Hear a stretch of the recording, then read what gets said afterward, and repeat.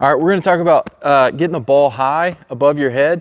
But the first thing that I like to say that's easiest to remember is when we separate our hands from both hands on that ball, we want to separate our hands palms up. Okay, if we separate palms up, that means the first movement of this football is going to be vertical and above our head.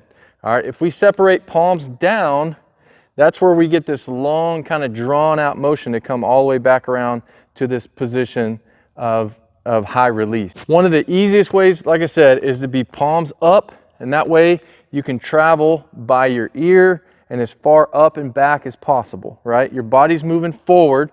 If you just go vertical with that ball, if you go palms up and out, it's going to end up about right here. 3/4, okay? 3/4 of our arm, okay, is where we'd like to be. And I always try to say about 6 to 8 inches above our head is where we want to end up.